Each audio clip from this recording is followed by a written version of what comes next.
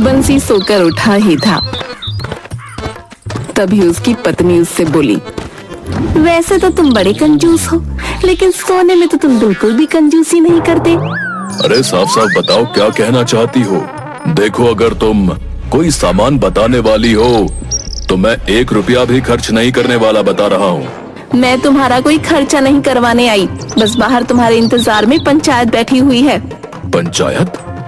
और मेरे घर में? अरे मैं क्या गांव का सरपंच हूँ जो पंचायत मेरे घर के बाहर बैठी हुई है? आप खुद ही जाकर देख लीजिए ना। बंसी अपने घर के बाहर आ गया। बाहर गांव का मुखिया, एक वकील और कुछ गांव वालों के साथ बैठा हुआ था। बंसी मुखिया की ओर देखकर बोला, देखो मुखिया जी, अगर आप चंदा लेने के इरादे से आए हो तो इसी समय वापस लौट जाओ। मैं फिजूल खर्च नहीं करता। जानता हूँ बंसी, अरे तुम तो पानी पीने में भी कंजूसी करते हो तो चंदा क्या खाक दोगे? वो सब छोड़ो मुखिया जी, ये बताओ ये पंचायत यहाँ पर क्यों जमा रखी है? अब शहर से एक वकील साहब आए हैं और उन्होंने ही हम सबको इकट्ठा किया है। बोल रहे हैं कि उनके पास तुम्हारी संपत्ति की, जो तुम्हारे पिता ने तुम्हारे नाम की है, एक अहम सूचना है। ये सुनकर बंसी बुरी तरह से चौंकता हुआ वकील की ओर देखकर बोला, अब कौन हो तुम? मैं तुम्हें नहीं पहचानता। और तुमने इन गांव वालों को मेरे घर के बाहर इकट्ठा क्यों किया हुआ है? वकील मुस्कुराता हुआ बंसी की ओर देखकर बोला, देखो बंसी भैया, मैं एक वकील हूँ। कोर्ट से मुझे जो आदेश मिला है मैं उसका पालन करने यहाँ पर आया हूँ। कोर्ट? आदेश? क्या बक रहे हो तुम? सुनो बंसी, तुम्हारे पिता ने मरने से पहले एक दूसरी वसीयत बनवाई थी। उस वसीयत के मुताबिक तुम्हारा एक छोटा भाई भी है। ये सुनकर वहाँ बैठे सभी लोग चौंक पड़े। अब क्या बात कर रहे हो वकील साहब? बिल्कुल सही कह रहा हूँ। अगर ऐसी बात है तो पिताजी ने ये बात गांव वालों से क्यों छुपाई है? और तो और मैं तो उनका बेटा हूँ, मुझे तो बताते। अरे मेरी माँ ने सिर्फ एक ही संतान जन्मी थी और वो मैं हूँ। तुम्हें शायद इसलिए नहीं बताई होगी कि उन्हें अंदाजा लग गया होगा कि तुम एक नंबर के नकारा और बेकार व्यक्ति हो।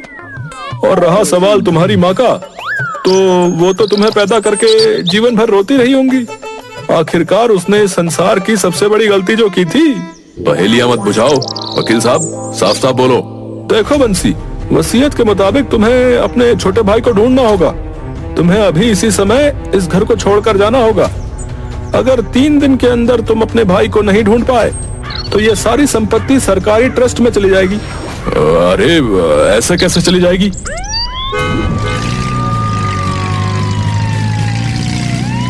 तभी वहाँ पर पुलिस की एक जीप आकर खड़ी हो गई। वकील मुस्कुराता हुआ बंसी की ओर देखकर बोला, बंसी, तुम्हारी जानकारी के लिए तुम्हें बता दूं कि तुम्हारा सौतेला भाई सिर्फ 1.5 फुट का है और उसकी आंखें किसी धूर्त बिल्ली की तरह हैं।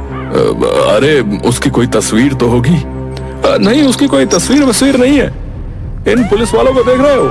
अगर तुम अपने सौतेले भाई को नहीं ढूंढ पाए तो ये मार मार कर तुम्हें धक्के देकर तुम्हारे ही घर से बाहर निकाल देंगे। तुम्हारा समय शुरू होता है अभी से।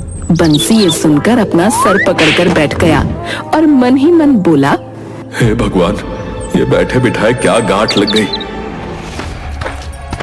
तभी बंसी की पत्नी वहाँ आकर बंसी से बोली, बोला था ना कि धर्म कर्म में कुछ रुपए खर्च किया करो, मगर तुम्हारा तो बस चले तो तुम अपना ही शरीर का मैल भी किसी को ना दो। अब जाकर ढूंढो अपने सौतेले 1.5 फुटिए भाई को। बंसी चुपचाप अपने घर से बाहर चला गया।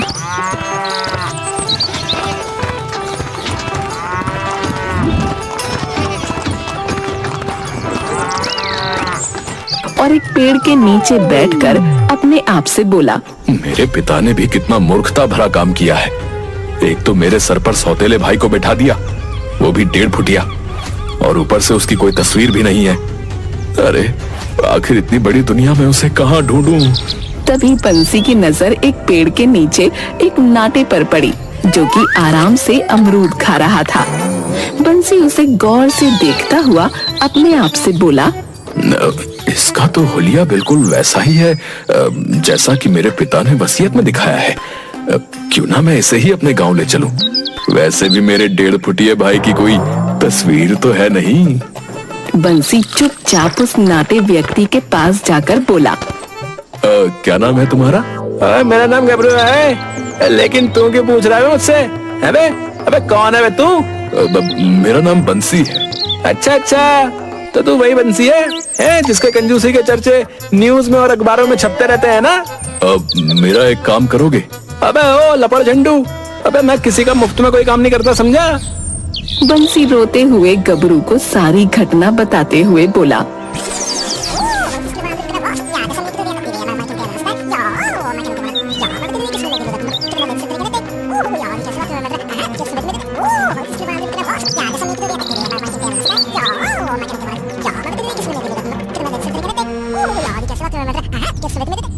अगर 3 दिन तक मैंने अपने नाटे भाई को नहीं ढूंढा तो मेरी सारी संपत्ति मेरे हाथ से चली जाएगी। अबे वैसे भी तेरी संपत्ति किस काम की है? तू संपत्ति में से कुछ खर्च तो करता है नहीं? तुझे शायद पता नहीं है कि तू धरती पर एक बोझ है, बोझ, समझा?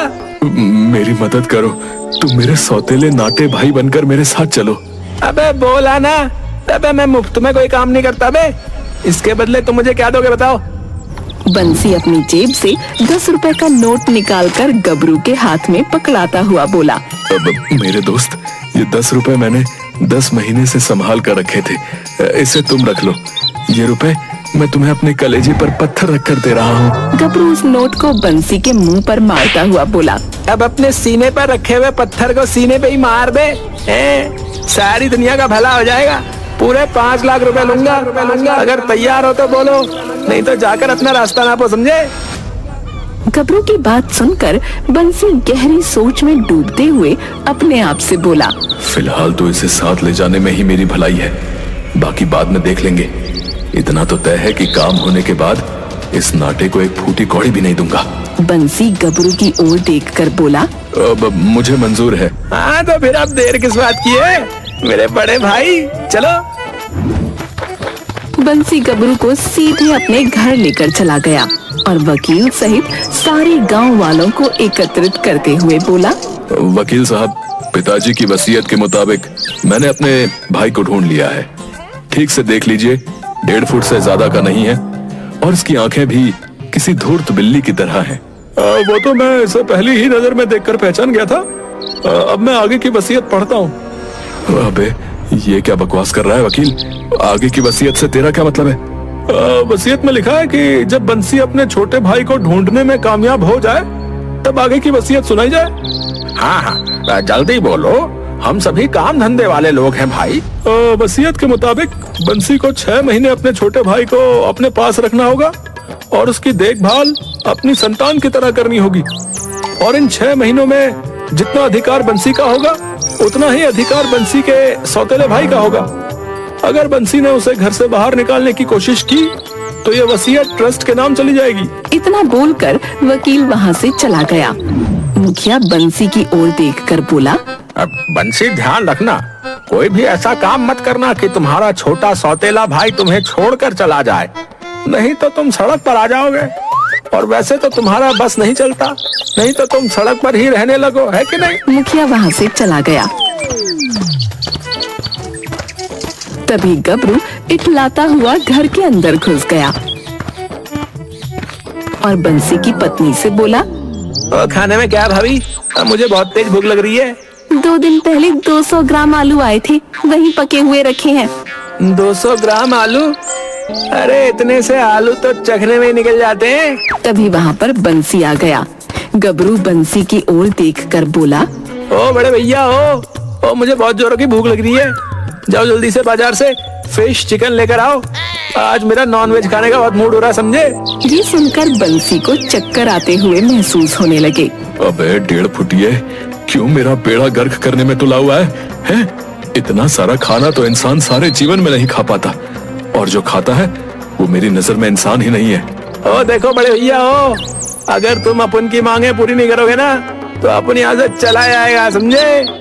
उसके बाद तुम्हारा ये घर भी तुम्हारे हाथ से जाएगा और तुम्हारी सारी संपत्ति भी तुम्हारे हाथ से जाएगी, और फैसला तुम्हारे हाथ में, बता दो।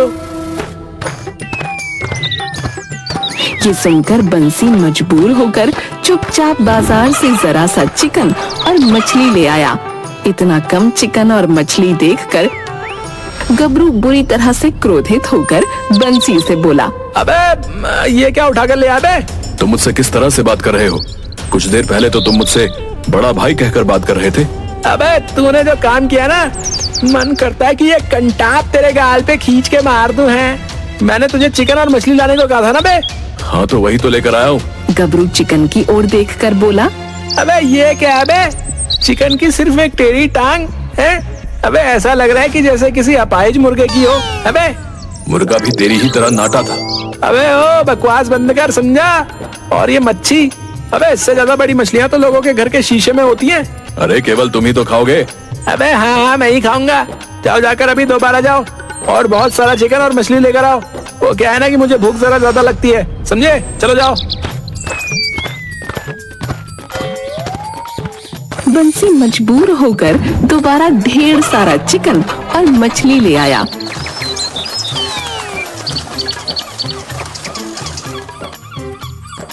कुछ देर बाद गबरू बंसी की पत्नी के साथ चिकन और मछली का आनंद उठा रहा था।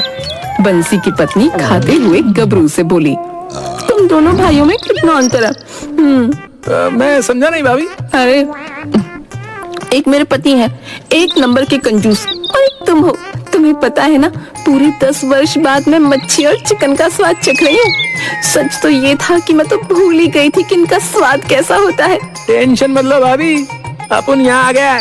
अभी कल मेरे दोस्त भी आने वाले हैं, समझी? फिर तो मजा आ जाएगा। कल खाने में क्या बनवाओगे? मैं सब बनाना जानती हूँ। तभी बंसी गुस्से से वहाँ आकर बोला, ये मैं क्या सुन रहा हूँ? कल तुम्हारे 2 दोस्त भी आने वाले हैं?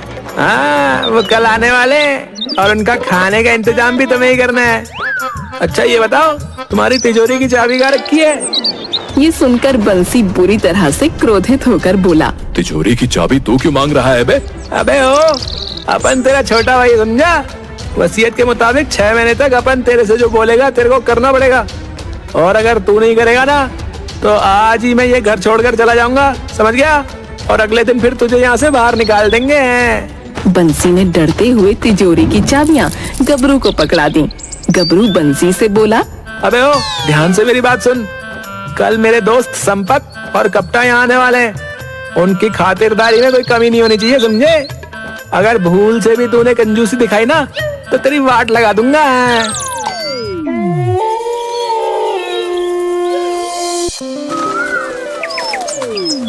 अगले दिन संपत और कप्ता बंसी के घर पहुंच गए। संपत और कप्ता को देखकर गबरू खुश होता हुआ बोला, अरे यार भाई, तुम दोनों को आने में कोई तकलीफ तो नहीं हुई ना यार भाई? कोई तकलीफ नहीं हुई। संपत भाई सही कह रहे हैं गबरू, हमें हमारा हिस्सा लेने के लिए यहाँ आना ही था। ये सुनकर गबरू बुरी तरह से घबरा गया और बंसी बुरी तरह से चौंक पड़ा। क्या कहना चाहते हो तुम? अबे अरे कुछ नहीं, वो सिर्फ ये कहना चाहते हैं कि एक दोस्त के प्यार के हिस्से के लिए तो उन्हें यहाँ आना ही था। गबरू सही कह रहा है। अबे इन दोनों का बिस्तर मेरे कमरे में लगवा दो बड़े भैया। बंसी चुपचाप वहाँ से निकलकर अपने आप से बोला, मुझे तो अब कोई गड़बड़ लग रही है। मुझे इन तीनों पर नजर रखनी चाहिए। रात को बंसी कमरे के बाहर उन तीनों की चुपके से बातें सुनने लगा। कमरे में गबरू, संपत और कप्ता एक दूसरे से बातचीत कर रहे थे। ए संपत भाई, तुम बिल्कुल भी टेंशन मत लो, जैसा तुमने कहा था वैसे ही हो रहा है। बकवास बंद कर गबरू, सारी प्लानिंग हमारी थी। हमने ही तुझे बताया था कि ये बंसी सारे गांव में कंजूस के नाम से मशहूर है, समझा? और वो वकील और पुलिस वाले, उन सब का सेटअप भी मैंने ही किया था। वो सब फर्जी थे। हमें हमारा हिस्सा दे और हमें यहाँ से चलने दे, समझा? अरे यार, मुझे यहाँ आए हुए सिर्फ एक दिन ही तो हुआ है।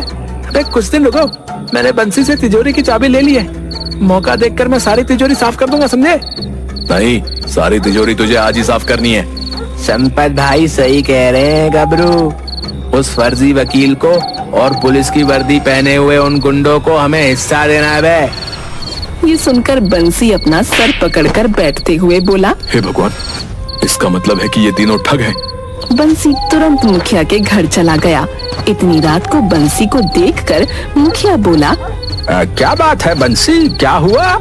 बंसी सारी घटना बताते हुए मुखिया से बोला, मुखिया जी मेरी मदद कीजिए। अबे निकल यहाँ से कंजूस कहीं के। हैं? तेरी कौन मदद करेगा बे? जब भी तेरे पास चंदा लेने आया हूँ तूने अपमानित करके भगा दिया। ऐसा जुर्म मत करो, मेरी बीवी बच्चे भूखे मर जाएंगे, मैं अकेला उन सबका मुकाबला नहीं कर पाऊंगा। अबे वैसे भी वो बेचारे भूखे ही मरते हैं, ना तो तू खाता है और ना तो उन्हें खाने देता है। मुखिया जी आखिरी बार मेरी मदद कर दीजिए, मैं वचन देता हूँ कि मैं कंजूसी छोड़ दूंगा। अबे ऐसा तू 550 बार बोल चुका है तो 551वीं बार भी मेरी बात का विश्वास कर लीजिए। मुखिया को बंसी पर तरस आ गया। ठीक है चलो।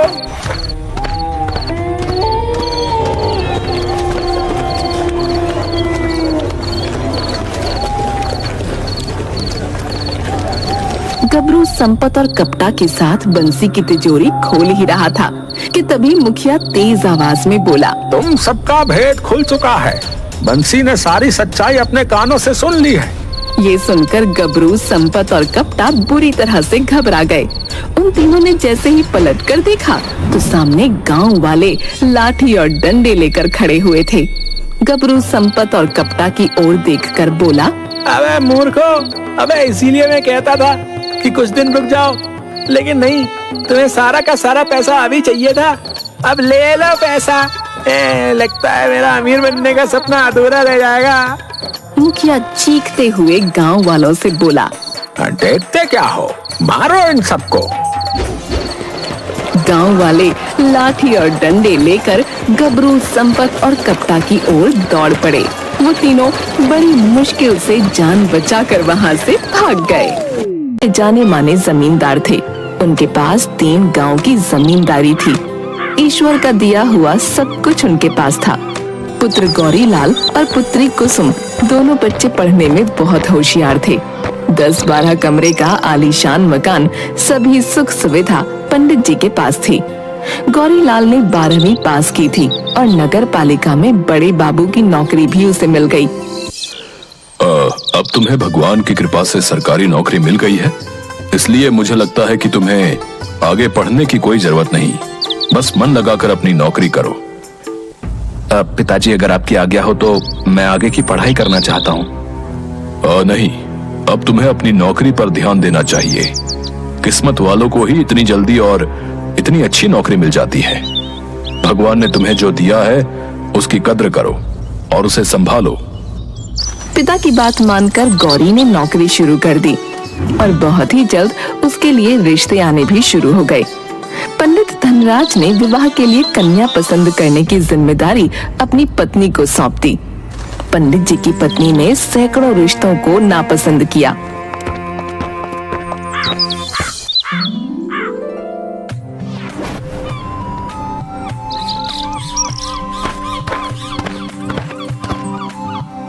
और अंत में मथुरा की लता उन्हें पसंद आ गई।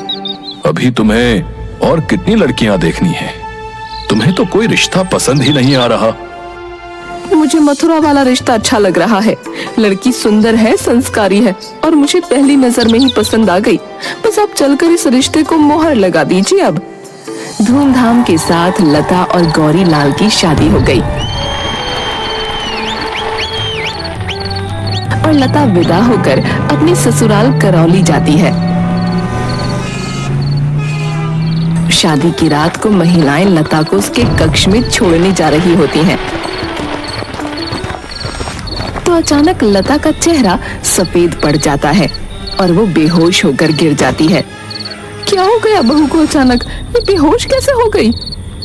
पता नहीं, अभी तो ठीक थी, अचानक से जोर जोर से कांपने लगी और इसका चेहरा तो देखो बिल्कुल सफेद पड़ गया। लता को अस्पताल में भर्ती किया जाता है। दूसरे दिन दोपहर के समय लता को होश आता है और अपने आप को अस्पताल में देख उसे बड़ा आश्चर्य होता है। मुझे क्या हुआ था जो आप मुझे अस्पताल में लेकर आए हैं? भाभी, आप बेहोश होकर गिर गई थी, हम सब बहुत डर गए थे। आप कैसी हैं? अब तुम्हारा जी कैसा है बहू? अब तो ठीक लग रहा है, बस थोड़ी कमजोरी महसूस हो रही है। भगवान का लाख लाख धन्यवाद, तुम ठीक हो गईं। हम तो घबरा ही गए थे। गौरी, अब मैं घर जाती हूँ, तुम बहू के पास रहो, तुम्हारे पिताजी को एक खबर देनी होगी कि बहू का स्वास्थ्य अब ठीक है। वो बहुत चिंतित थे और मैं घर जाकर कुछ खाने के लिए बनाकर भेज देती हूँ। तुम लता को खिला देना और खुद भी खा लेना। कुसुम अपनी माँ के साथ घर चली जाती है। अब कैसी तबीयत है? अब तो बिल्कुल ठीक हूँ। समझ में नहीं आता कि मुझे क्या हुआ था। पहले तो कभी ऐसा नहीं हुआ। कुछ खाने का मन कर रहा हो तो मैं लेकर आता हूँ। नहीं, मेरा मन नहीं है। हाँ, अगर सेब मिल जाए तो ले आइएगा। गौरीलाल अस्पताल के बाहर खड़े ठेले वाले के पास सेब लेने जाता है। सेब का मौसम नहीं था, इसलिए बाजार में सेब अच्छे नहीं आ रहे हैं। एक काम करो, इनमें से अच्छे अच्छे आधा किलो सेब दे दो। लता आंखें बंद करके लेटी हुई थी और उसके सर के पास रखी हुई मेज पर अच्छे किस्म के सेब रखे थे। ये सेब कौन दे गया लता? बिल्कुल ताजा सेब है। मुझे तो ऐसा सेब पूरे बाजार में नहीं मिला। मुझे नहीं पता, मैंने तो किसी को सेब रखते हुए देखा ही नहीं। गौरीलाल को बड़ा आश्चर्य हुआ। उसने इधर उधर वार्ड में जाकर देखा, कोई परिचित व्यक्ति भी नहीं मिला जो सेब रख गया हो। खैर जो भी हो, उसने सेब काट कर लता को खाने को दिया और खुद भी खाया। सेब बड़े स्वादिष्ट थे। शाम को कुसुम लता के लिए दूध और दलिया लेकर अस्पताल पहुंची और देखती है एक प्लेट में दलिया और एक बड़ा गिलास दूध लता के सिरहाने रखा था। क्या भैया, इतनी जल्दी थोड़ी मची थी? मैं तो दूध और दलिया लेकर आ ही रही थी ना। तुम्हें बाजार से लाने की क्या जरूरत थी? कैसा बाजार और कैसा दूध दलिया? मैं तो यहाँ से कहीं गया ही नहीं। कहते कहते उसकी नजर पलंग के पास रखे दूध के गिलास और दलिया पर पड़ी। अरे, इसे कौन रख गया? ताज्जुब है, मैं इसी बेड पर बैठा हूँ और न जाने कौन रख जाता है। इसके बाद उसने सबके बारे में भी कुसुम को बताया। कोई तुम्हारा परम मित्र होगा जो भाभी का इतना ख्याल रख रहा है। दूसरे दिन सुबह लता अस्पताल से घर चली जाती है। अब वो पूरी तरह स्वस्थ थी। शाम के समय गौरी लता के कमरे में गया तो लता ने मुस्कुराते हुए उसका स्वागत किया। गौरी पलंग पर बैठ गया और इधर उधर की बातें करने लगा। थोड़ी देर के बाद जैसे ही उसने लता का हाथ पकड़ा, उसे एक झटका लगा, जैसे शरीर में करंट दौड़ गया हो। उसने लता की ओर देखा। लता की आंखें लाल और चेहरा भयानक हो गया और लता बहुत भयानक आवाज में बोलने लगी। चले जाओ यहाँ से, दोबारा कभी इसे हाथ लगाने की कोशिश मत करना। आज तो सिर्फ करंट लगा है, अगली बार प्राण देने पड़ सकते हैं। चले जाओ यहाँ से, ये सिर्फ मेरी है और किसी की नहीं। गौरी भागकर कमरे से बाहर आया। माँ, कहाँ हो तुम? जल्दी आओ इधर। क्या हो गया? कितने घबराए हुए हो? बहू तो ठीक है ना? पता नहीं, मुझे कुछ समझ नहीं आ रहा। मैं कमरे में गया तो वो बिल्कुल ठीक थी और जैसे ही मैंने उसका हाथ छुआ, मुझे बिजली का करंट लगा और लता की आंखें बिल्कुल लाल हो गई और उसका चेहरा बहुत डरावना सा हो गया था और वो अजीब भयानक आवाज में बोल रही थी। तू क्या बकवास कर रहा है? चल मेरे साथ। दोनों कमरे में जाते हैं। कुसुम भी उनके पीछे दौड़ी। अरे ये क्या हुआ भाभी को? ये तो बेहोश पड़ी है। लता की सास लता के मुंह पर पानी डालती है, जिससे लता को होश आ जाता है। आप सब यहाँ? क्या हो गया था? मुझे कुछ हो गया था क्या? भाभी आप फिर से बेहोश हो गई थी। बेहोश? मुझे तो कुछ भी याद नहीं आ रहा। मुझे क्या हुआ था? तुम परेशान मत हो बेटा, आराम करो। तुम्हारी तबीयत शायद अभी पूरी तरह से ठीक नहीं है। वो सीधा पंडित जी के पास जाती है और पंडित जी को सारी बात बताती है। समझ तो मुझे भी कुछ नहीं आ रहा और मुझे बहू की फिक्र भी बहुत हो रही है। बेचारी अभी तो अपने माँ बाप को छोड़कर आई है और उसकी तबीयत खराब हो गई।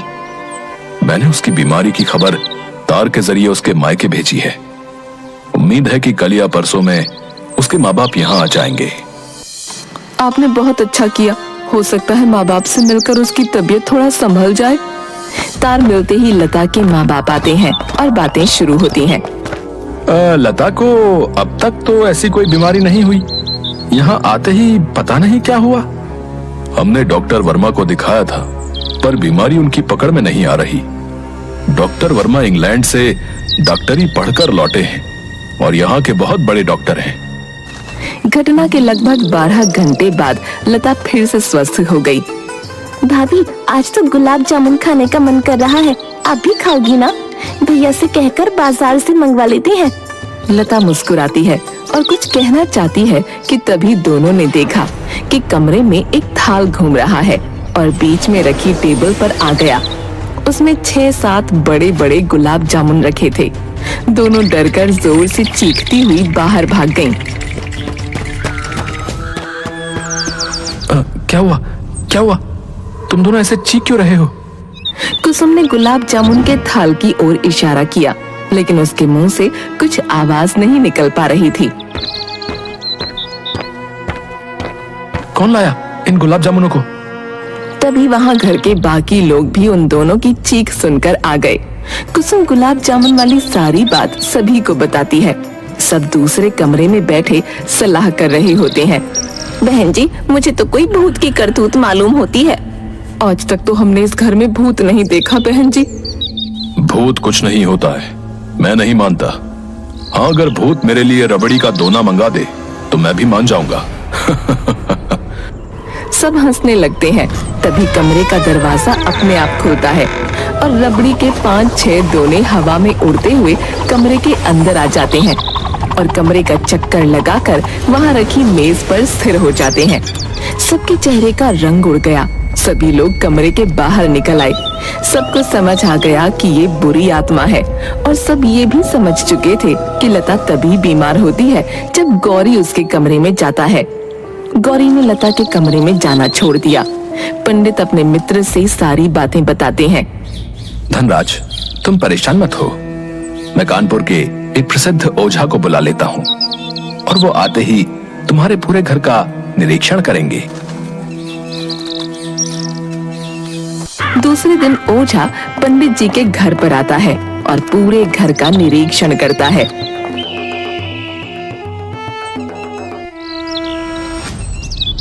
इस घर पर एक साया है, आप सबको परेशान होने की जरूरत नहीं है, मैं उसे भगा दूंगा। बस अब आपका ही सहारा बचा है हमें तो, लेकिन खर्च थोड़ा ज्यादा होगा। आप हमें इस संकट से बाहर निकालिए, हम मुंह मांगी दक्षिणा देने का वादा करते हैं।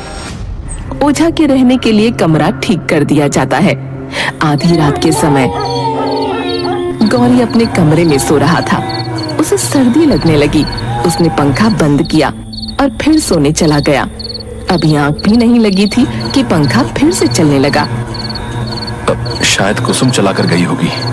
वो फिर से पंखा बंद करने जा रहा था कि लाइट चली गई। वो बिस्तर पर लेट गया। 20 मिनट हो गए पर पंखा अभी भी तेज गति से चल रहा था। अचानक गौरी का बिस्तर जमीन से 5 फुट ऊंचाई में उड़ा और कमरे में गोल गोल घूमने लगा। गौरी के मुंह से जोरदार चीख निकली। वो बिस्तर से कूदकर तेजी से पिता के कमरे की ओर भागा। चीख सुनकर घर के सभी लोग जाग गए और बाहर आ गए। ओझा कुछ मंत्र पढ़ते हुए मकान के चौक में आ गया था। तभी बादल कड़कने की आवाज सुनाई दी और पानी के स्थान पर खून की बारिश होने लगी।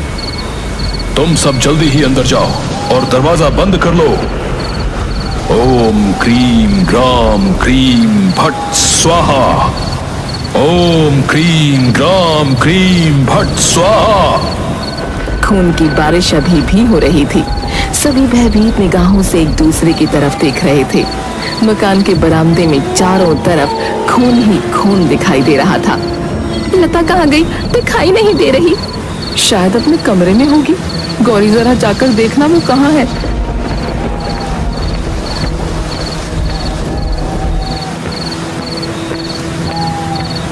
लता अपने कमरे में नहीं है। मैंने उसे रसोई घर, हॉल, ड्राइंग रूम, पूजा घर सब जगह ढूंढ लिया पर पता नहीं कहाँ चली गई। अब तक खून की बरसात भी बंद हो चुकी थी। सभी लोग लता को ढूंढ रहे थे। हवेली का दरवाजा अंदर से बंद था, कुंडी लगी थी। इससे ये तो निश्चित था कि लता हवेली के अंदर ही है। सब लता को ढूंढ रहे थे। पहली मंजिल पर बने एक कमरे का दरवाजा खुला दिखाई दिया। कमरे के अंदर लता मुंह के बल बिस्तर पर बेहोश पड़ी होती है। उसे होश में लाया जाता है। लता, तुम यहाँ कैसे आई? तुम तो अपने कमरे में सो रही थी, और तुम्हें इस कमरे की चाबी कहाँ से मिली? लता आश्चर्यचकित होकर सबका मुंह देख रही थी। मुझे नहीं पता मैं इस कमरे में कैसे आई। कोई बात नहीं बेटा, तुम परेशान मत हो। आज के बाद लता को कोई एक सेकंड के लिए भी अकेला नहीं छोड़ना। हर समय घर का कोई ना कोई सदस्य उसके साथ रहेगा। क्योंकि घर की औरतें घटनाओं से बहुत ज्यादा भयभीत हो चुकी थीं, इसलिए लता के साथ रहने की जिम्मेदारी गौरी को दी गई। 2 दिनों तक घर में सब कुछ शांत था। तीसरे दिन लता नहाने गई और गौरी बाहर कुर्सी पर बैठा अखबार पढ़ रहा था। तभी उसे सफेद कपड़े पहने हुआ एक व्यक्ति बाथरूम की ओर जाता दिखाई दिया। कौन हो तुम, और बाथरूम में कहाँ जा रहे हो? मैं लता का प्रेमी हूँ और उससे मिलने कहीं भी जा सकता हूँ। लेकिन लता ने मुझे तुम्हारे बारे में कभी नहीं बताया। वो बहुत भोली और मासूम है। उसे तो आज तक नहीं पता कि मैं उससे कितना प्यार करता हूँ। कौन हो तुम, और लता को कैसे मिले? मेरा नाम तन्मय है। मैं लता के पड़ोस में किराए पर रहता था और उसे देखते ही मुझे उससे प्यार हो गया। फिर उसने मुझसे विवाह क्यों किया? तुमने उसे रोका क्यों नहीं? उसने तुमसे विवाह अपने घर वालों की मर्जी से किया है। मैं कुछ समझा नहीं, तुम कहना क्या चाहते हो? क्या लता के माँ बाप उसका विवाह तुम्हारे साथ करने के लिए तैयार नहीं थे?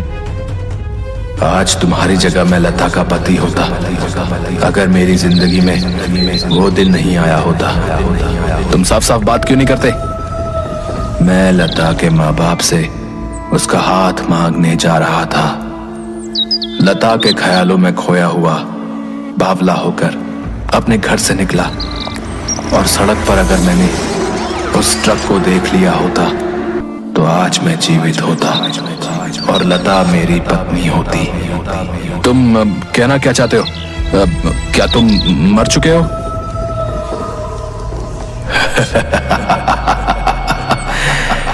मैं मरकर भी जिंदा हूँ, क्योंकि लता का प्रेम और उसका मासूम चेहरा मुझे मार कर भी मुक्ति नहीं लेने दे रहा, और मैं उसे पाकर रहूंगा किसी भी कीमत पर।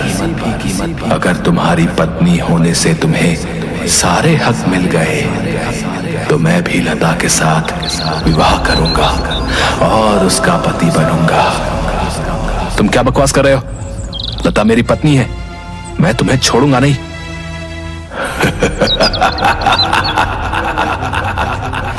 तुम मेरा कुछ नहीं बिगाड़ सकते। याद है ना, मैंने तुम्हें कैसे धरती से उठाकर आसमान में घुमाया था? याद है या भूल गए? गौरी डर गया। आज से 3 दिन बाद दिवाली है और मैं दिवाली के दिन लता से विवाह करने के लिए बारात लेकर आऊंगा और तुम सबके सामने उससे विवाह करूंगा। इतना कहकर तन्मय वहां से गायब हो जाता है और गौरी वहीं पर बेहोश हो जाता है। लता बाथरूम से बाहर आती है और गौरी को बेहोश देखकर जोर से चीखती है। घर के सभी सदस्य वहां आ जाते हैं। गौरी होश में आता है और वो सारी बातें बताता है। ये तन्मय कौन है? लता, क्या तुम उसे जानती हो?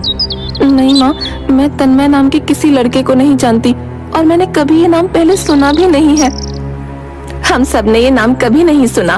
पता नहीं तन्मय कौन है, कहाँ रहता है, हम उसके बारे में कुछ नहीं जानते।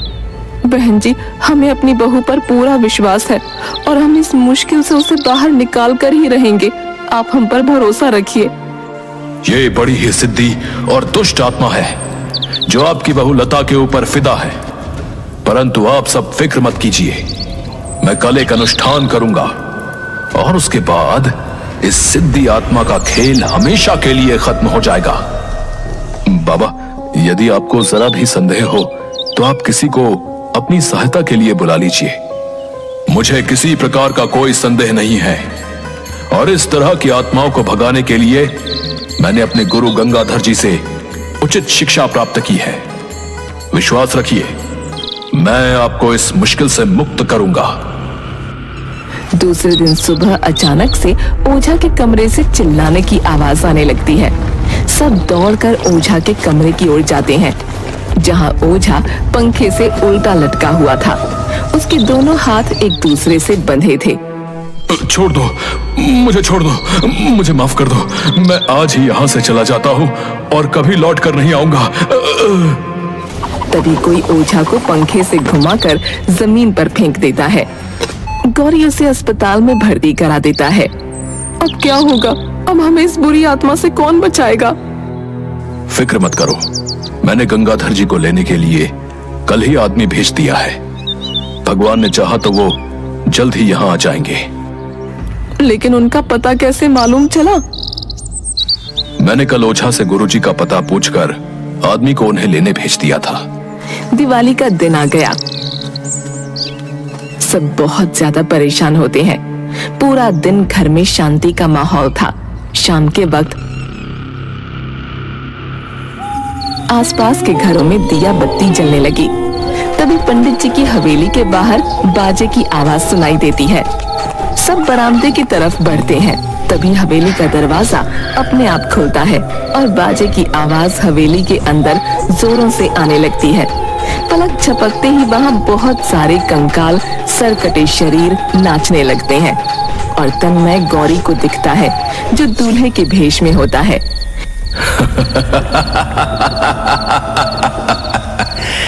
मैंने कहा था ना कि मैं दिवाली के दिन लता से विवाह करने के लिए बारात लेकर आऊंगा।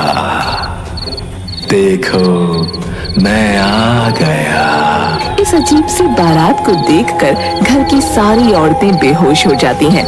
तभी लता के कमरे का दरवाजा खुलता है और वो दुल्हन के रूप में वरमाला लिए अजनबी की तरफ आती है। गौरी लता को आवाज देता है। लता, लता, तुम होश में तो हो? तुम ये क्या करने जा रही हो? लता को तो जैसे कुछ सुनाई ही नहीं दे रहा होता। वो चलती हुई सीधा तन्मय के पास पहुंची और वरमाला उसके गले में डालने ही वाली थी कि तभी एक गंभीर और दमदार आवाज आई। रुक जाओ, जाओ, जाओ। आवाज सुनते ही लता के हाथ रुक गए और वो वहीं बेहोश होकर गिर गई। ये आवाज गुरु गंगाधर की थी। पंडित जी, फिक्र मत कीजिए, मैं आ गया हूँ। घर का मुख्य द्वार तुरंत बंद कर दीजिए। ग्रीन ग्राम ओम स्वाहा। देखते ही देखते तन्मय की आत्मा एक सफेद धुएं में परिवर्तित हो गई और उस बोतल में समा गई। मैं जानता हूँ कि तुम सब इस बारात में लालच के कारण आए हो। मैं तुम सबको सिर्फ एक मौका दूंगा इस हवेली से बाहर जाने का। अगर तुमने देर की तो तुम सबका भी यही अंत होगा जो इस दुष्ट का हुआ है। सब बाराती वहां से गायब हो गए। पंडित जी, अब आप फिक्र मत कीजिए। आपकी बहू और आपका परिवार पूरी तरह से सुरक्षित है। मैं इस आत्मा को भोलेनाथ की सेवा में लेकर जाऊंगा और वहीं इसका न्याय होगा। आपका बहुत बहुत शुक्रिया गुरुजी, जो आपने समय पर आकर हमारे घर को बर्बाद होने से बचा लिया। परंतु ये दुष्ट आत्मा हमारी बहू के पीछे क्यों पड़ी थी? ये एक मनचली आत्मा है जो आपकी बहू के रूप और सुंदरता को देखकर उस पर मोहित हो गई थी और इसी कारण वो पीछे पड़ गई। परंतु अब डरने की कोई जरूरत नहीं है। पंडित गंगाधर को बहुत सारी दान दक्षिणा देकर विदा किया जाता है। उसके बाद लता और गौरी अपना जीवन अच्छे से व्यतीत करते हैं। उनके 2 बच्चे भी हैं और घर में सब कुशल होता है।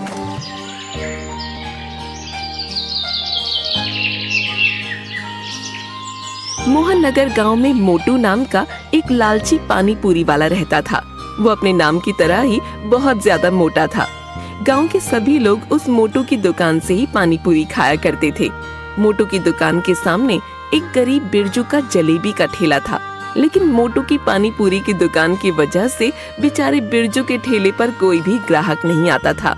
अरे रामू, जल्दी जल्दी हाथ चला और ये पानी पूरी का पानी तैयार कर। तुझे पता है ना कि ग्राहकों के आने का समय हो गया, और तूने वो मसाला इस पानी में मिलाया तो है ना, उससे पानी का स्वाद और ज्यादा बढ़ जाता है। मोटू की बात सुनकर रामू गुस्से में अपने आप से बोलता है, छी, कितना लालची इंसान है ये। ऐसा सोचता है कि जैसे मुझे तो कुछ पता ही नहीं है कि उस मसाले से क्या होता है। कितना झूठा इंसान है ये। अरे रामू, क्या सोचने लग गया? जल्दी जल्दी हाथ चला भाई। अरे सेठ जी, आप चिंता मत कीजिए, आपने मुझे जैसा बताया था मैंने उतना ही वो मसाला इस पानी में मिला दिया है। देखो, आप खुद देखो, ये पानी में से कितनी अच्छी महक आ रही है। अरे वाह वाह वाह, पानी से क्या महक आ रही है, और आएगी भी क्यों नहीं। ये मोटू के यहाँ का पानी पूरी है। थोड़ी देर में मोटू की दुकान पर पानी पूरी खाने के लिए ग्राहकों की भीड़ लग जाती है। अरे भाई मोटू, तेरी दुकान की पानी पूरी की तो बात ही अलग है। अरे वाह, इसके पानी से तो बहुत अच्छी महक आ रही है। जरा मुझे एक प्लेट पानी पूरी दियो भाई। हाँ भाई, क्यों नहीं, अभी देता हूँ, रुको। ये मोटू के यहाँ के पानी पूरी है, ऐसा पानी पूरी तुम्हें कहीं और नहीं मिलेगा। इधर मोटू की दुकान पर ग्राहकों की भीड़ लगी होती है, उधर बेचारे बिरजू के जलेबी के ठेले पर एक भी ग्राहक नहीं होता। ये देखकर बिरजू अपने आप से बोलता है, हे भगवान, आज भी मेरे ठेले पर कोई ग्राहक नहीं आया, आज भी मेरी एक भी जलेबी नहीं बिकी है। हे भगवान, मैं कैसे अपने घर का गुजारा करूंगा। न जाने ये मोटू अपने पानी पूरी में ऐसा क्या मिलाता है जिससे इनकी दुकान पर ग्राहकों की भीड़ लगी रहती है, और मैं इतनी मेहनत से ये जलेबी बनाता हूँ और कोई भी मेरी ये जलेबी खाने नहीं आता।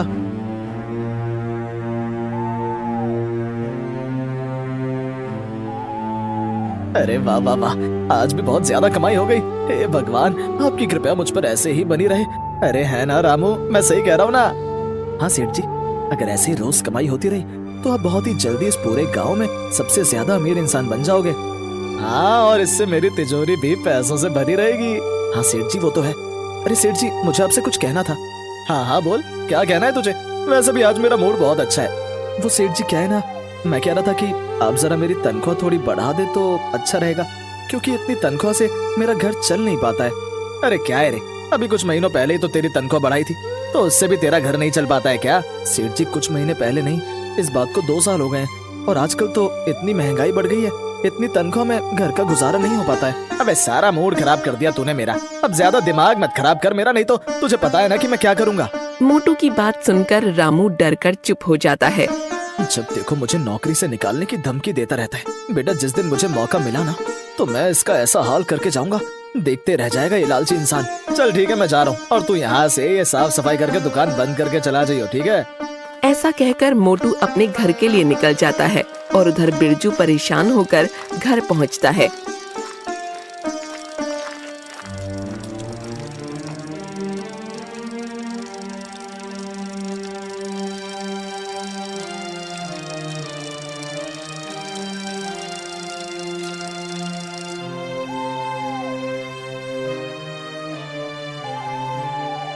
अरे बेटा, आ गया तू? मैं कब से तेरी राह देख रही थी। क्यों माँ, क्या हुआ? अरे बेटा, मैंने तुझसे कहा था ना, आते हुए घर का कुछ सामान लेते आना, घर में खाने के लिए कुछ भी नहीं है। अरे माँ, मुझे याद है, लेकिन मैं क्या करता, रोज की तरह आज भी मेरी एक भी जलेबी नहीं बिकी। अरे बेटा, तू तो बहुत ही अच्छी जलेबी बनाता है, फिर तेरी एक भी जलेबी क्यों नहीं बिकती? माँ, तुझे पता है ना कि वो मोटू पानी पूरी की दुकान की वजह से मेरे ठेले पर कोई भी ग्राहक नहीं आता है। न जाने वो अपनी पानी पूरी में क्या मिलाता है, जिससे रोज उसकी दुकान में ग्राहकों की भीड़ लगी रहती है। अरे बेटा, तुझे पता है कि वो मोटू बहुत ही ज्यादा लालची इंसान है। वो अपनी पानी पूरी में कुछ न कुछ ऐसा जरूर मिलाता है जिससे गांव के सारे ग्राहक उसकी दुकान पर जाते हैं। कोई नहीं माँ, अब तू भी देखियो कि मैं अब कितनी मेहनत करता हूँ, जिससे कि गांव के लोग खुद ही मेरे ठेले पर जलेबी खाने आएंगे। हाँ बेटा, तू सही कह रहा है। वैसे मेरे पास एक चीज है जिससे तेरी जलेबियाँ खूब बिकेंगी। अच्छा माँ, तो फिर जल्दी लेकर आ। बिरजू की माँ रसोई में जाकर वहाँ से एक डिब्बी लेकर आती है।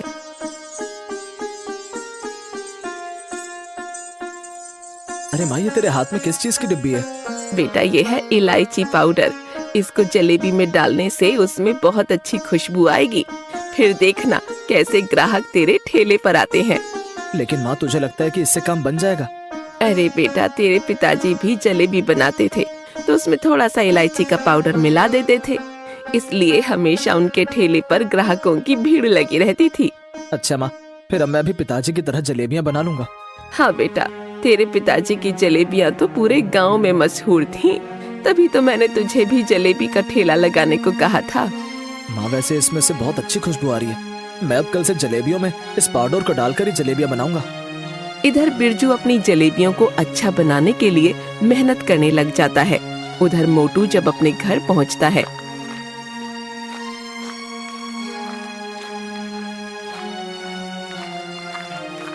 तो देखता है कि मोटू की बीवी बिंदु आराम से सो रही होती है। अरे ये क्या बिंदु, तू फिर से इतनी जल्दी सोने लग गई? तुझे नहीं पता कि मैं दुकान से थका हुआ आता हूँ? अच्छा क्या है आप बिना जब देखो मेरे खाने पर और दूसरा मेरे सोने पर नजर लगाते रहते हो। मुझे तो तुम्हें नजर लगाने के अलावा और कोई काम ही नहीं है ना? चलो खड़ी हो और मुझे खाना ला कर दो। तुम्हें बात सुनाई दे रही है मेरी? अरे तुम्हें दिखाई नहीं दे रहा? मैं सो रही हूँ, खुद जाकर रसोई से खाना ले आओ। अरे वैसे भी मेरे पेट में दर्द हो रहा है। मैंने तुमसे कहा था ना आते हुए मेरे लिए पानी पूरी ले आना, लाए क्या? तुम्हें नहीं पता कि दुकान पर जितनी भी पानी पूरी बनती है वो सब बिक जाती है। तो फिर बताओ मैं तुम्हारे लिए पानी पूरी कहाँ से लाऊं? देखिए जी, मुझे नहीं पता, आप मेरे लिए भी पानी पूरी लेकर आइएगा। मेरा भी मन करता है पानी पूरी खाने का। आप तो मुझे दुकान पर आने नहीं देते हो और ना ही मेरे लिए पानी पूरी लेकर आते हो। हाँ हाँ ठीक है, ला दूंगा तुम्हारे लिए भी पानी पूरी। अब तो मेरे लिए खाना लाकर दे दो। देखिए जी, अब मैं सो रही हूँ, रसोई में खाना बना हुआ है, आप खुद जाके खा लो। इस औरत से बहस करने का फायदा नहीं है, अब मैं खुद ही जाकर खाना खा लेता हूँ। मोटू रसोई में खाना खाने जाता है कि तभी उसे रसोई में वो मसाले का डिब्बा दिखता है। हाँ, यही तो मेरा वो मसाला है जिसे मैं पानी पूरी के पानी में डालता हूँ, जिससे पानी पूरी का स्वाद बिल्कुल अलग ही हो जाता है। गांव के सभी लोग सिर्फ इसकी वजह से मेरी दुकान पर पानी पूरी खाने आते हैं। कल सुबह इसे दुकान पर ले जाना है। दुकान पर ये मसाला खत्म हो गया है।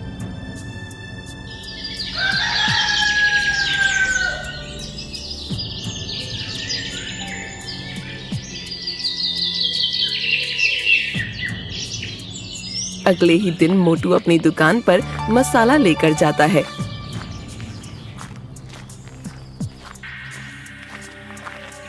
अरे वाह वाह रामू, आज तो पानी पूरी में से बहुत अच्छी महक आ रही है। हाँ सेठ जी, ये तो बस मेरे हाथों का कमाल है। क्या तेरे हाथों का कमाल या फिर मेरे दिए हुए मसाले का कमाल है? सेठ जी, मसाला तो कल ही खत्म हो गया था। मैंने आपसे कहा तो था कि मसाला खत्म हो गया। हाँ तो तभी तो कहूँ कि पानी पूरी के पानी में महक इतनी कम क्यों आ रही है? हट, तू तो किसी काम का नहीं है, मुझे ये मसाला इसमें डालना होगा। ये मोटा सेठ तो कभी मेरे काम की तारीफ नहीं करता है, बस अपने इस मसाले की ही तारीफ करता रहता है। ऐसा कहकर मोटू पानी पूरी के पानी में मसाला डालता है। अरे मुझे थोड़ी महक कम लग रही है, क्यों ना मैं ये सारा मसाला इसमें डाल दूं।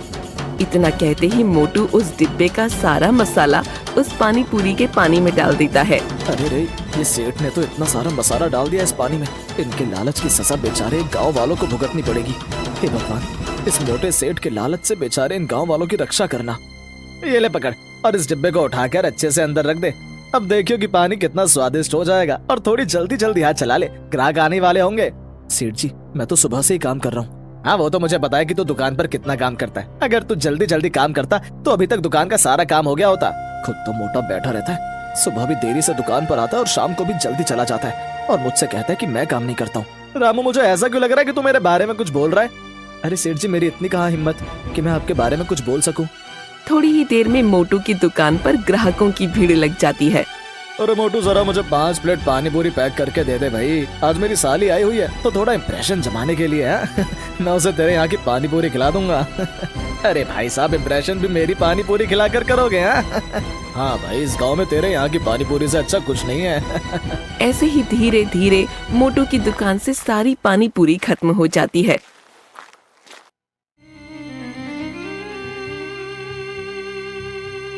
और मोटू की दुकान के गल्ले में बहुत सारे पैसे जमा हो जाते हैं। अरे वाह वाह वाह, आज भी इतनी सारी कमाई हुई है। अरे वाह, मेरी तिजोरी अब जल्दी भरने वाली है। लगता है अब मैं जल्द ही इस गांव का सबसे अमीर आदमी बनने वाला हूँ। लगता है अब ये सेठ जल्दी इस गांव का सबसे अमीर आदमी बन ही जाएगा।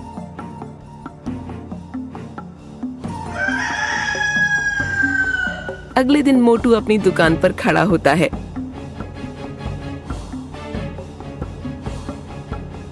उधर बिरजू अपनी माँ की दी हुई इलायची पाउडर जलेबियों में डालता है। अरे वाह वाह वाह, आज तो जलेबियों में से कितनी अच्छी खुशबू आ रही है। माँ सही कह रही थी कि इस इलायची पाउडर से जलेबियों में से बहुत अच्छी खुशबू आएगी। कि तभी एक औरत मोटू की दुकान पर आती है। अरे क्या मोटू भाई साहब, कल आपकी दुकान से जो पानी पूरी लेकर गई उसे खाकर मेरे बच्चों के पेट में दर्द हो गया। वो औरत ये सब बोल ही रही होती है कि तभी एक आदमी मोटू की दुकान पर आता है। अरे क्या रे मोटू, तूने अब क्या पानी पूरी में मिलावट करना शुरू कर दिया है? तेरी वजह से कल मेरी साली के सामने मेरी बेइज्जती हो गई। कल तेरे यहाँ की पानी पूरी खाते उसके पेट में दर्द हो गया। अरे भाई तुम लोग कैसी बातें कर रहे हो? मेरे यहाँ के बने पानी पूरी में तो आज तक किसी ने भी कोई कमी नहीं निकाली।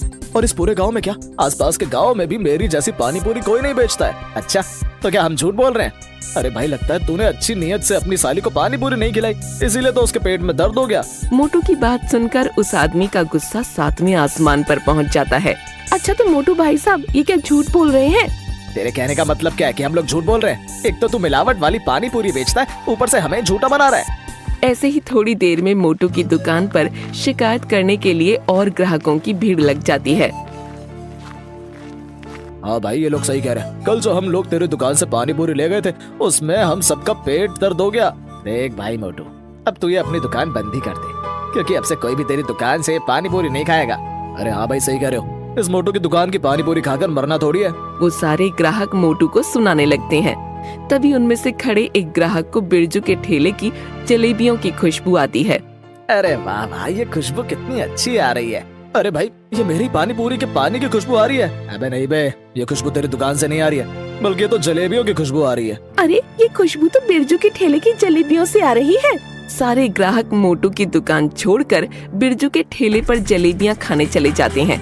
तभी रामू मोटू से बोलता है। अरे सेठ जी देखा, इस बिरजू ने तो अपनी दुकान का काम ही तमाम कर दिया। देखो सभी ग्राहक कैसे इसकी बनाई हुई स्वादिष्ट जलेबियां खा रहे हैं। तुझे बड़ा पता है कि इसकी जलेबियां स्वादिष्ट है। अरे सेठ जी खुशबू इतनी अच्छी है तो मुझे लगा कि स्वादिष्ट ही होंगी। लगता है इस बिरजू को तो सबक सिखाना पड़ेगा। मोटू से पंगा लेकर इस बिरजू ने अच्छा नहीं किया। मैं इस बिरजू को यहाँ टिकने नहीं दूंगा। इसने मेरे ग्राहकों को मुझसे छीना है, मैं अब इसे नहीं छोड़ूंगा।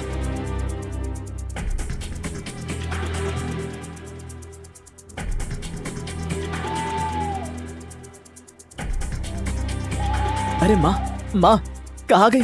बाहर आ देख। अरे क्या हुआ बेटा, तू आज इतना खुश क्यों है? बिरजू ठेले से कमाए वो सारे पैसे अपनी माँ को दे देता है। अरे वाह बेटा, इतने सारे पैसे। हाँ माँ, ये सारे पैसे आज मैंने जलेबियाँ बेचकर कमाए हैं। लेकिन माँ अगर तू मुझे वो इलायची का पाउडर नहीं देती तो शायद मैं आज भी एक भी जलेबी नहीं बेच पाता। ये सब तेरी वजह से हुआ है माँ। अरे बेटा ये सब मेरे नहीं, तेरे पिताजी के नुस्खे की वजह से हुआ है। वो भी तो ऐसे ही जलेबियाँ बनाते थे। और बेटा जितना उस इलायची पाउडर का कमाल है ना, उतना उसमें तेरी मेहनत भी है। माँ मैं अब कल से और ज्यादा मेहनत करूंगा, जिससे मेरी बनाई जलेबी भी पूरे गांव में फेमस हो जाए। इधर बिरजू अपनी मेहनत की कमाई को देखकर खुश हो रहा था, तो उधर मोटू बिरजू से बदला लेने के लिए वैद्य के पास जाता है। अरे वैद्य जी आप मुझे ऐसी कोई चीज चाहिए जिससे किसी चीज में मिलाकर खिला दो तो उसके पेट में दर्द हो जाए। रोका भी देता हूँ। और ये बता जो तू वो मसाला ले गया था उससे तेरा काम हो रहा है या नहीं? काम तो बहुत अच्छे से हो रहा था, लेकिन पता नहीं 1-2 दिन से उसे खाकर लोगों के पेट में दर्द हो रहा है। अच्छा तो इसका मतलब मैंने तुझे जितना बताया था तूने उससे ज्यादा ही वो मसाले का इस्तेमाल किया है, जिस वजह से लोगों के पेट में दर्द हो रहा है। वैद्य जी 2-3 दिन से मेरा धंधा चौपट हो रहा है, कोई भी मेरी दुकान पर पानी पूरी खाने नहीं आ रहा है। ले ये ले, इसे तू थोड़ा सा ही खाने में मिला और तुरंत इसका कमाल देख। लेकिन अगर तूने इसकी मात्रा ज्यादा बढ़ा दी तो जान भी जा सकती है। वैद्य जी आप चिंता मत करो, आपने जितना बताया है उतना ही इसे मिलाऊंगा। देख मेरे दिए हुए मसाले से तेरा बहुत फायदा हुआ है ना, तो तुझे ये सब फायदा मैंने ही करवाया है, तो तुझे मुझे भी तो कुछ फायदा करवाना होगा, जिससे मैं भी खुश रहूं और तू भी। हाँ वैद्य जी अगर इससे मेरा काम हो गया तो मैं तुम्हें बहुत खुश कर दूंगा। लेकिन मोटू तुझे मेरी बात याद है ना कि ये मसाला तुम या अपनी फैमिली में से किसी को भी मत खाने देना। हाँ वैद्य जी मुझे याद है कि आपने बताया था कि इस मसाले के साइड इफेक्ट हो सकते हैं। इसे खाकर पेट दर्द, सर दर्द, उल्टियाँ और इससे बड़ी बीमारियां भी हो सकती हैं। हाँ मेरी इस बात को तुम हमेशा याद रखना। ऐसा कहकर मोटू वहाँ से अपने घर चला जाता है।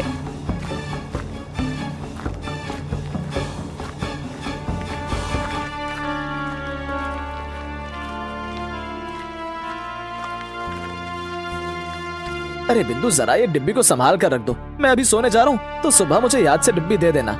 लेकिन ए जी, आखिर इस डिब्बी में ऐसा है क्या? अरे इसमें ऐसी चीज है जिसे इसे किसी चीज में मिला दो तो उसका स्वाद ही बदल जाता है।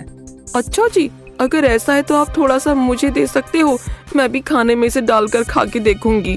नहीं, तुम इसका इस्तेमाल मत करना, ये तुम्हारे लिए नहीं है। इसे संभाल कर रखना, बहुत महंगा है। जब मैं सुबह जाऊंगा तो मुझे याद से दे देना। ऐसा कहकर मोटू सोने चला जाता है। तभी बिंदु बोलती है, तुम्हारे कहने से क्या होता है? मुझे लगता है कि ये इसे पानी पूरी में मिलाते हैं, तभी तो इनकी पानी पूरी गांव में इतनी मशहूर है। क्यों ना मैं ये थोड़ा सा निकाल लूं?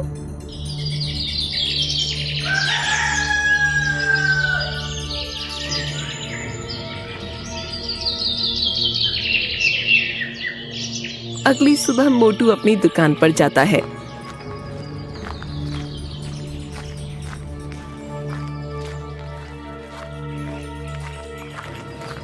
देखिए सेठ जी, इस बिरजू के ठेले पर ग्राहकों की कितनी भीड़ लगी हुई है। इसने तो आपके धंधा ही चौपट कर दिया है। सेठ जी, मुझे नहीं लगता कि आज भी हमारी दुकान पर कोई भी ग्राहक आएगा। अरे रामू, तो चिंता मत कर, मैंने इसका जुगाड़ कर लिया, तू बस देखता जा। मोटू जैसे ही अपनी जेब में हाथ डालता है, उसे याद आता है कि वो डिब्बी तो वो घर पर ही भूल गया। अरे रामू, तू ये सब काम छोड़ और अभी घर जा और अपनी सेठानी से बोलियो कि जो मैंने रात को उसे डिब्बी दी थी वो तुझे दे दे। लेकिन सेठ जी, आखिर उस डिब्बी में ऐसा क्या है? आप जो मसाला इस्तेमाल करते हो वो तो यहाँ दुकान में रखा हुआ है। अरे वो कुछ अलग ही चीज है, तू जा और उसको लेके आ बस। मोटू के कहने पर रामू मोटू के घर के लिए निकल जाता है और रास्ते में बोलता हुआ जाता है, मुझे तो दाल में कुछ काला लग रहा है। दाल में काला नहीं बल्कि पूरी दाल ही काली लग रही है। जिस तरह से वो मोटू सेठ बेचारे बिरजू को देख रहा था, लगता है वो कुछ बड़ा ही खेल खेलने वाला है। रामू जैसे ही घर जाता है,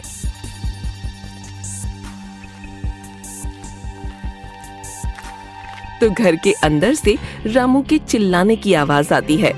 मालकिन, मालकिन! अरे अरे सेठ जी! अरे रामू, क्या हुआ? तू इतना हाफ क्यों रहा है? और मैंने तुझसे जो बोला था लाने को, तू लाया वो? अरे सेठ जी, आप सब कुछ छोड़िए और अभी घर चलिए। वो मालकिन! अरे क्या हुआ तेरी मालकिन को? अरे सेठ जी, मुझे तो कुछ समझ नहीं आ रहा है। आप अभी मेरे साथ घर चलिए। रामू मोटू को अपने साथ घर ले जाता है और घर जाकर देखता है कि बिंदु बेहोश पड़ी है और उसके पूरे शरीर पर मोटे मोटे फोड़े होते हैं। अरे डॉक्टर साहब, ये बिंदु के साथ क्या हो गया? अरे मोटू, तुम्हारी बीवी ने कोई केमिकल वाली चीज खाई है जिसकी वजह से उसके शरीर पर यह सब हुआ है। डॉक्टर ये सब बोल ही रहा होता है कि तभी बिंदु को होश आ जाता है। अरे बिंदु, ये क्या हो गया तुम्हें? ए जी, मैंने तो बस खाना ही खाया था और वो जो आप पानी पूरी के लिए पानी में जो मसाला मिलाते हो ना, बस उसी को मैंने अपने खाने में मिलाया था।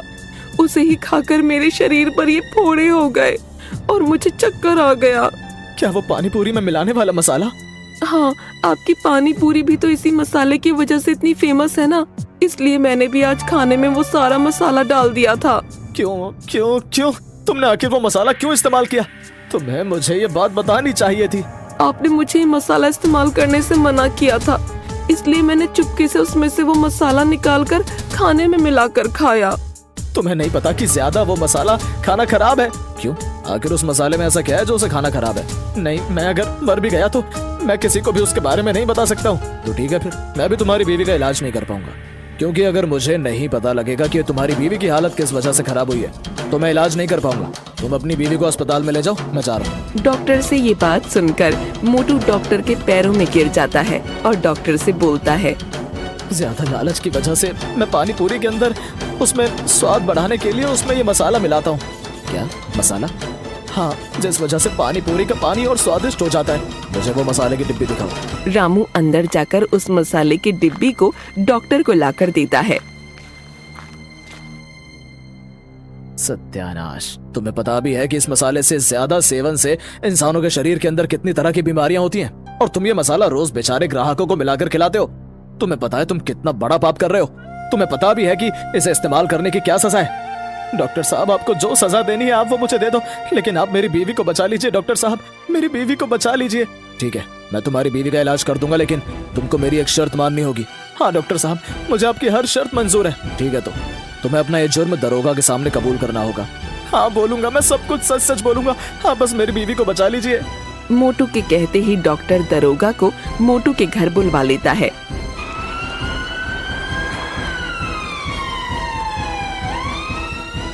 तभी वहाँ खड़े लोगों में से एक आदमी बोलता है, छी छी छी मोटू, तुम लालच की वजह से बेचारे गांव के लोगों को एक तरह से जहर दे रहे थे। आज जो भी तुम्हारे साथ हुआ है वो सब तुम्हारे कर्मों का फल है। अगर आज ये तुम्हारी बीवी के साथ नहीं होता तो तुम न जाने कब तक हम लोगों को ये जहर खिलाते रहते। अरे भाई तुम लोग परेशान मत हो, इस मोटू को तो मैं ऐसी सजा दिलाऊंगा कि ये जिंदगी भर याद रखेगा। और जो इसके साथ वो वैद है ना, उसे भी हमने पकड़ लिया है। दरोगा जी, आप चाहे मुझे जो भी सजा दो, लेकिन आप मेरी बीवी का इलाज अच्छे अस्पताल में करवा देना। मेरे कर्मों की सजा मेरी बीवी को नहीं मिलनी चाहिए। मोटू के ऐसा कहते ही दरोगा मोटू को जीप में बैठाकर थाने ले जाता है।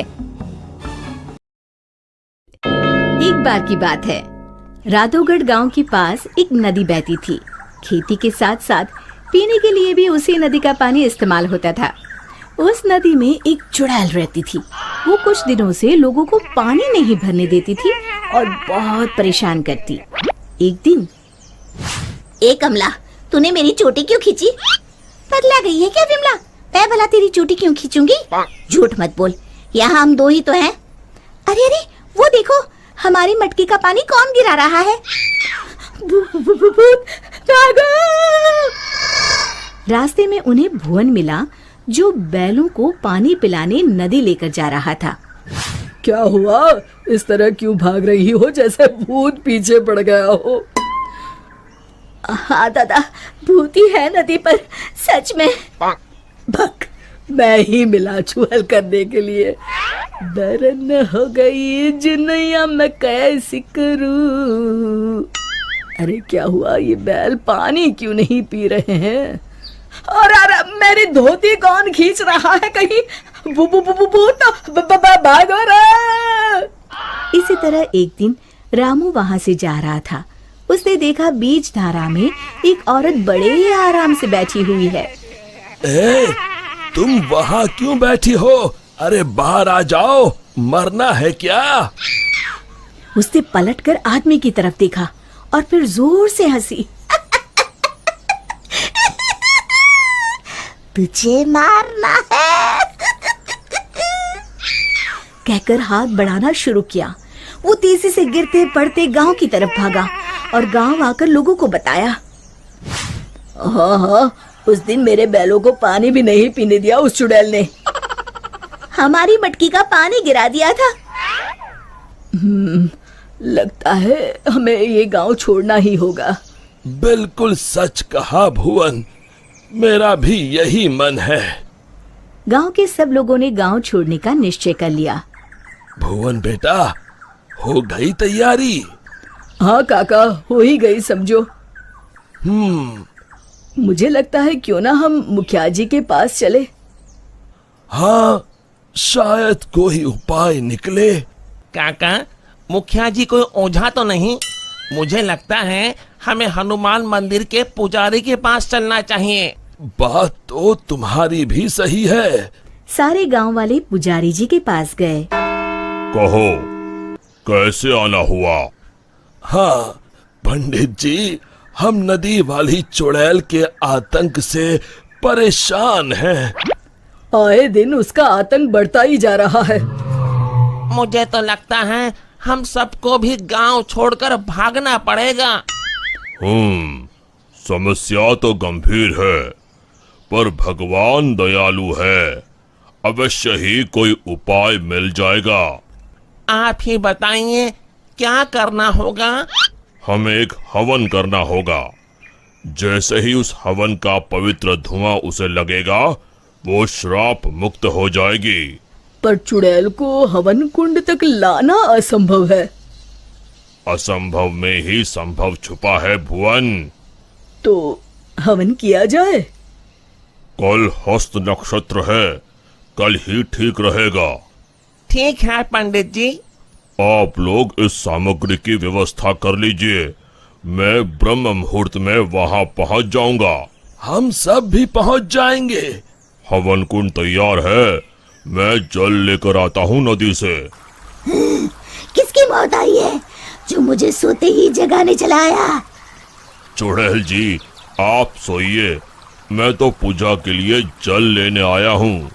ये नदी मेरी है, इसका पानी भी मेरा, समझे? और हाँ, अपनी अकल को प्रसाद के जैसे बांटना बंद करो, समझे? पर क्यों चुड़ैल जी?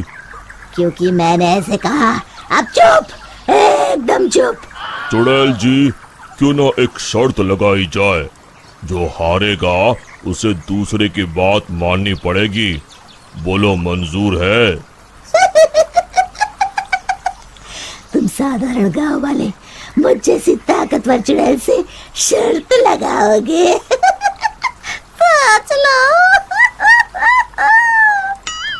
चुड़ैल जी, पहले शर्त सुन तो लो। जितना तो मुझे ही है, फिर भी बता ही दो। अभी हम यहाँ नदी पर हवन पूजन कर रहे हैं, आपको उसमें आना होगा। उसके बाद हम सब गांव छोड़कर चले जाएंगे। और नहीं आई तो ऐसे ही रोज तुम्हारी नींद में खलल डालेंगे। ठीक है, पर मेरी एक शर्त है, मुझे कोई मंत्र सुनाई नहीं देना चाहिए। मैं पूजा में भाग नहीं लूंगी। ठीक है चुड़ैल जी, आप बस वहाँ बैठिएगा। चलो। गांव वाले चुड़ैल को देखकर डर गए, पर पुजारी जी ने इशारा किया तो वो शांत होकर बैठ गए।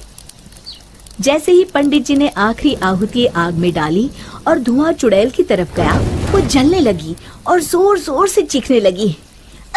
बचाओ, मैं जल रही हूँ, बचाओ, कोई बचाओ, मैं सबको खा जाऊंगी, किसी को नहीं छोड़ूंगी, बचाओ। धीरे धीरे उसकी आवाज शांत हो गई। सब लोग सोच रहे थे कि चुड़ैल जलकर राख हो जाएगी, पर ये क्या? उस डरावनी चुड़ैल की जगह पर एक खूबसूरत परी खड़ी थी। वो मुस्कुराते हुए बोली, मैं एक परी हूँ।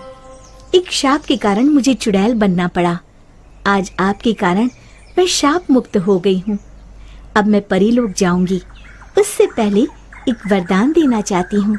मांगो, क्या मांगती हो? अगर कुछ देना है तो ऐसा वरदान दो कि इस नदी का पानी कभी न सूखे। तथास्तु कहकर परी उड़ गई। फिर सब खुशी खुशी रहने लगे। शिक्षा, समस्या की जड़ तक पहुंचे बिना हार नहीं मानना चाहिए। खिल्ली उड़ाने वाली ननद। आकांक्षा की शादी किशनगढ़ नाम के गांव में धीरज के साथ हुई। घर में आकांक्षा के सास, ससुर और एक ननद थी जिसका नाम था रुचि। वैसे तो घर में सब मिलजुल कर ही रहते थे, पर रुचि का स्वभाव थोड़ा अलग था। वो किसी भी व्यक्ति की कमियों की खिल्ली उड़ाती थी। एक दिन आकांक्षा और धीरज बाहर घूमने जा रहे थे। आकांक्षा ने बहुत ही अच्छी सी साड़ी पहनी थी। अरे वाह बहू, तू तो इस साड़ी में बहुत सुंदर लग रही है। थैंक यू मम्मी जी। तभी रुचि वहां आ जाती है। रुचि आकांक्षा को देखती है तो उसे उसकी साड़ी बिल्कुल भी पसंद नहीं आती। आय हाय भाभी, ये कैसी साड़ी पहनकर जा रही हो आप? बिल्कुल भी अच्छी नहीं लग रही। लाल साड़ी में एकदम टमाटर लग रही हो। आकांक्षा को रुचि की इस बात पर बहुत गुस्सा आता है। ए रुचि, तुम इस तरह से मेरी खिल्ली मत उड़ाओ, समझी? छोटी हो, छोटी ही रहो। मैंने तो जो कहा सच ही कहा। जैसे कि ये जो झुमके पहने हैं ना, इतने भारी। ध्यान रखना भाभी, कहीं कान ही ना कट जाए। आकांक्षा ये बात सुनकर और भी गुस्सा हो जाती है। धीरज बात संभालने की कोशिश करता है। चलो आकांक्षा, फिल्म के लिए लेट हो रहा है। मुझे नहीं जाना कोई फिल्म देखने। आकांक्षा नाराज होकर अपने कमरे में चली जाती है। उसके जाने के बाद सब रुचि को डांटते हैं। रुचि, तुम्हें बिल्कुल भी तमीज नहीं है कि किससे क्या बात करनी चाहिए। बस हर किसी का मजाक उड़ाती रहती हो। मैंने क्या कहा भैया? मुझे तो सच में भाभी के कपड़ों पर हंसी आई। फिल्म देखने से ज्यादा लग रहा था जैसे किसी शादी में जा रही थी।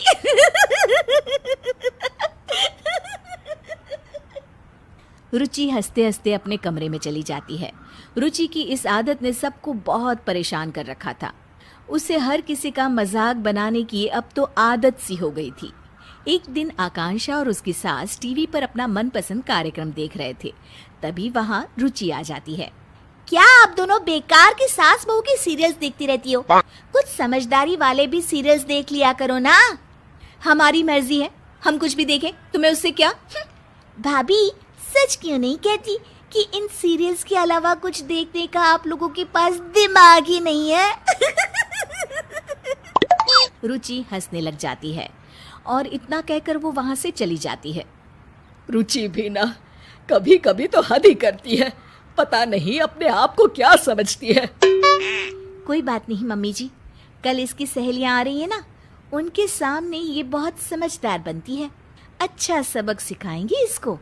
तुम सही कह रही हो बहू, सबक तो इसे सिखाना ही होगा। अगले दिन रुचि की कॉलेज की सहेलियां उसके घर आती है। उनके सामने रुचि बहुत ही अच्छे तरीके से बर्ताव कर रही होती है। मैंने प्रेमचंद की नॉवेल पढ़े हैं। कोमल, गरीबी के ऊपर उन्होंने काफी अच्छी कहानियां लिखी है। तुम्हें तो साहित्य कला की काफी जानकारी है रुचि। कल हमारे कॉलेज में साहित्य पर एक वर्कशॉप होने वाला है, तुम चलोगी ना? बिल्कुल चलूंगी कोमल। अरे राधिका, तुम तो कुछ ले ही नहीं रही हो। रुको, मैं तुम्हारे लिए कोल्ड ड्रिंक लेकर आती हूँ। अरे नहीं, मैं खुद ले लूंगी। अरे मैं ले आती हूँ ना, तुम यहीं रुको। रुचि को अपनी सहेलियों से इतने अच्छे से बातें करते देख आकांक्षा अपनी सास से कहती है, ये देखिए मम्मी जी, अपनी सहेलियों के साथ कितना अच्छा बर्ताव करती है। हाँ, बस अपने घर वालों को ही कुछ नहीं समझती। तभी आकांक्षा को एक तरकीब सूझती है। मुझे एक तरकीब सूझी है मम्मी जी, चलो इसको अभी सबक सिखाते हैं। अच्छा चल चल बहू। आकांक्षा सबके लिए नाश्ता लगा रही होती है और जानबूझकर हर चीज को मिला देती है। कोल्ड ड्रिंक को कप में डाल देती है। तभी वहाँ रुचि आती है और रुचि खाने का ऐसा इंतजाम देखकर गुस्सा हो जाती है। अरे भाभी, आप भी ना एकदम गवार की गवार हो। कोल्ड ड्रिंक कप में कौन परोसता है? ओह, मैं अभी ठीक कर देती हूँ रुचि। और ये समोसे और चटनी एक साथ क्यों मिला दिया आपने? कितनी पढ़ाई की है आपने भाभी? रुचि की सहेलियां रुचि को ऐसे बातें करते देख दंग रह जाती है। अरे रुचि, ये क्या तरीका हुआ अपनी भाभी से बात करने का? रुचि अब आकांक्षा का मजाक उड़ाने लग जाती है। ये देखो, ये कोल्ड ड्रिंक चाय के कप में लेकर आई है। रुचि की सहेलियों को इस बात पर बिल्कुल हंसी नहीं आती। रुचि, हम तुम्हें बहुत अच्छी लड़की समझते थे, पर तुम ऐसी होगी हमने तो कभी सोचा भी नहीं था। हाँ, बातें तो इतनी ज्ञानों वाली करती है और अपने बड़ों से कैसे बात करती है, इसमें तो तमीज ही नहीं है। हम तो चले भाई, और आज से तुम हमारे ग्रुप में भी नहीं रहोगी। पहले लोगों से बात करने का ढंग सीख लो, फिर कुछ और सीखना। अरे आप लोग तो सीरियस हो गए, मैं तो मजाक ही कर रही थी। हर किसी का मजाक उड़ाना अच्छी बात नहीं है रुचि। रुचि के दोस्त बिना कुछ खाए पिए वहां से चले जाते हैं और रुचि को अपने बुरे बर्ताव का परिणाम आज भुगतना पड़ता है। आकांक्षा और उसकी सास एक दूसरे की तरफ देखकर मुस्कुराते हैं और खुश हो जाते हैं। उस घटना के बाद रुचि सबसे अच्छे से पेश आती थी और उसने सबका मजाक उड़ाना भी छोड़ दिया।